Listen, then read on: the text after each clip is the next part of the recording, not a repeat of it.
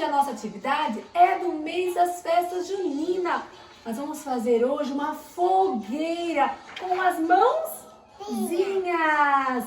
Vamos utilizar o guache amarelo, o guache vermelho, um pincel e também um papelzinho para limpar a mãozinha, ó. Nós vamos carimbar as mãozinhas aqui na folha sulfite. Então pede para a mamãe e papai, ó, desenhar as madeirinhas da fogueira, escrever o nome da atividade, o nome da criança, a data de hoje e vamos fazer a atividade, hein? Olha, agora vamos passar, ó, o guache na mãozinha. Ai, que geladinho gostoso!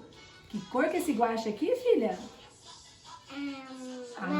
Amarelo. Vamos fazer primeiro, ó, o fogo de amarelo.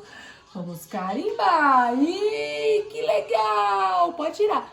Agora a outra mãozinha, ó. Vamos limpar o pincelzinho. Outra mãozinha de vermelho. Vai ficar muito linda a nossa fogueira. Pula fogueira, ia, ia. Pula fogueira, ioiô. Isso! Mais um pouquinho aqui, ó. Mais um pouquinho. Põe a outra mãozinha de novo. Isso! Olha que linda! Deixa eu mostrar para os amiguinhos aqui, ó. Olha a nossa fogueira de São João. Tem que misturar. Tem que misturar, isso. Ó, ficou laranja, deixa eu ver. A mãozinha sua ficou laranja. Ai, quem não tem guache em casa, pode fazer também o contorno das mãozinhas, ó, com giz ou com lápis de cor.